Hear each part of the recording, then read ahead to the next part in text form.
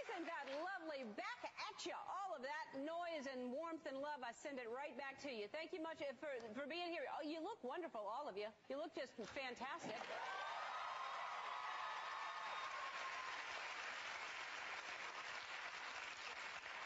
You really do. I'm not just saying it. So if you know anything about me, you know that I love playing games, that I work 2 jobs, and I recently adopted a son who is playing professional football. I'm sorry, I'm thinking of The Blind Side. But I do love playing games, and we've been playing one here. It's called Know or Go. You've seen it, right? Know or Go? Well, basically, what I do is I ask a question, and if they don't know it, I push a button and they go. It's called Know or Go. Well, it got me thinking, and there's so many more uses for that game. Like, you know how everybody thinks they have a really great story to tell? They come up and they say, oh, you're not going to believe what happened to me. And 45 minutes later, you find out the checker charged him twice for Roma tomatoes. Fascinating story, and you'll never get that time back. So I thought we'd try something a little different today. We found 3 audience members who told us they have great stories, and we're going to put them up there. And if I think it's interesting and I want to hear more, I say Mo. And if I don't find it interesting, then they go. So we call it, it's a new game called Mo or Go.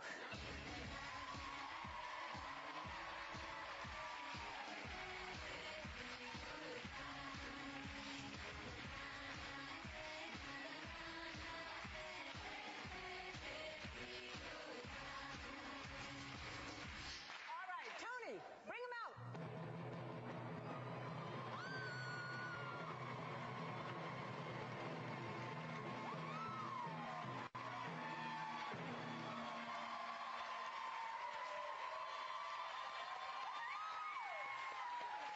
Thank you, Tony. Excellent once again. Thank you. All right.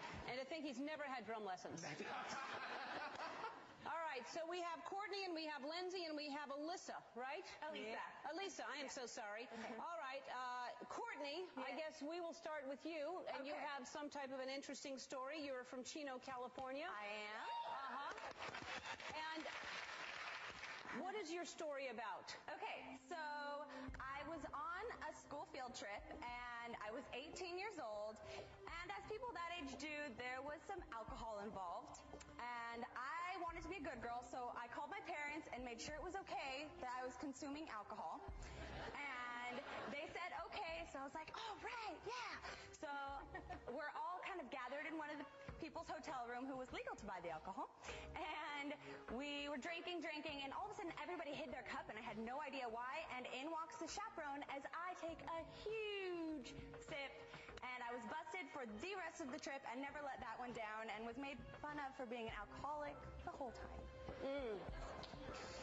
I'm sorry.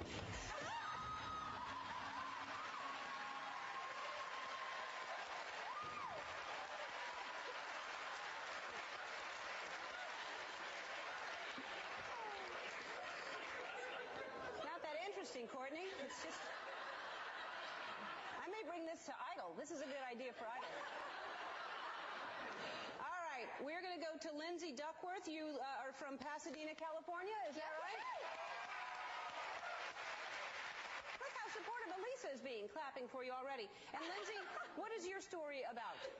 Okay, when I was in 8th grade, I went to the driving range with my friend and her dad, and we were hitting some balls, and I just happened to walk into her backswing. She hit me smack in the forehead. So blood's rushing down my face. I go to the emergency room. They tell me I have to have stitches. Well, in order for the stitches to heal, I have to wear a pressure bandage. And when I mean pressure bandage, I mean gauze out to here, white tape across my forehead. And I go back to middle school. Hold that thought. I'm going to move on to Elisa, and I'll come back to you. I'm losing interest. So, Elisa, start your story. Okay, I am a huge American Idol fan.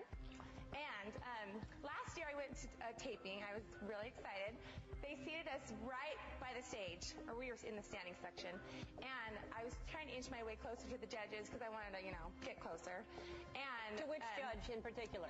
Well, Simon was on the end. Uh-huh. So you were trying to get close to Simon? Yeah.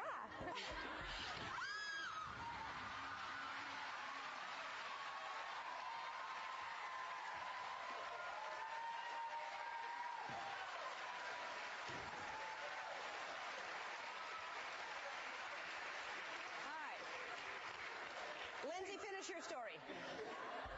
Well, when I went back to school, people would see me coming and they would yell 4 and 9 iron, so it was a really good self-esteem building moment for me.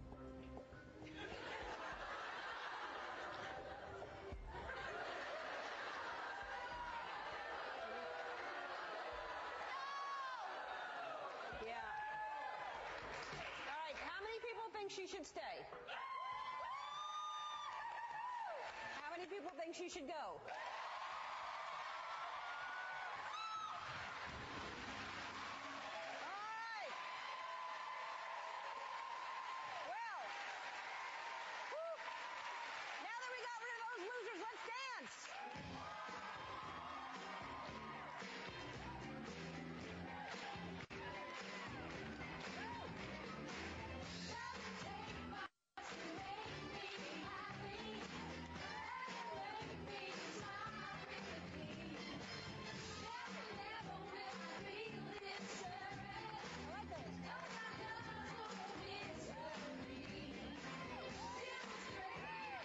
That was just the beginning.